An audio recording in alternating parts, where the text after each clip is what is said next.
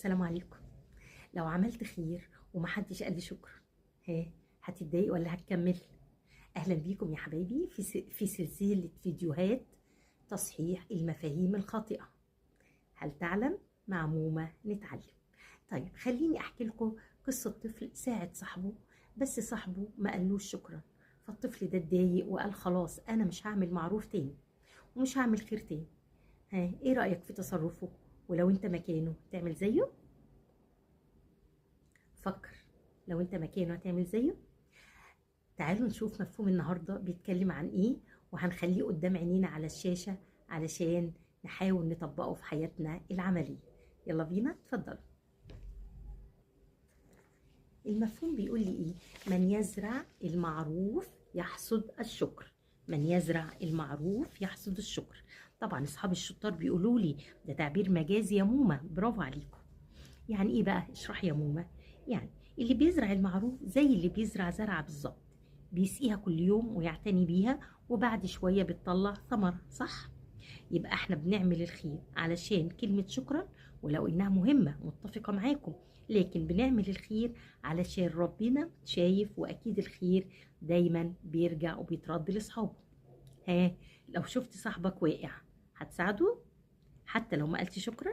اكيد، علشان ربنا شايفنا والخير ما بيضيعش عند ربنا. فهمت؟ يبقى كده مع مومة اتعلمت.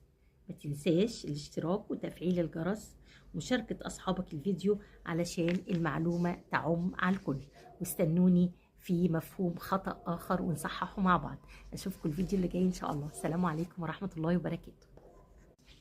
السلام عليكم. لو عملت خير ومحدش قال لي شكرا، هتتضايق ولا هتكمل؟ أهلا بيكم يا حبايبي في سلسلة فيديوهات تصحيح المفاهيم الخاطئة. هل تعلم؟ مع مومة نتعلم. طيب خليني احكي لكم قصة طفل ساعد صاحبه، بس صاحبه ما قالوش شكرا، فالطفل ده اتضايق وقال خلاص انا مش هعمل معروف تاني ومش هعمل خير تاني. ايه رأيك في تصرفه؟ ولو انت مكانه تعمل زيه؟ فكر، لو انت مكانه هتعمل زيه؟ تعالوا نشوف مفهوم النهاردة بيتكلم عن ايه، وهنخليه قدام عينينا على الشاشة علشان نحاول نطبقه في حياتنا العملية. يلا بينا، اتفضلوا. المفهوم بيقول لي ايه؟ من يزرع المعروف يحصد الشكر. من يزرع المعروف يحصد الشكر.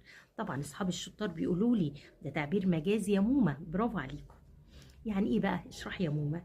يعني اللي بيزرع المعروف زي اللي بيزرع زرعة بالظبط،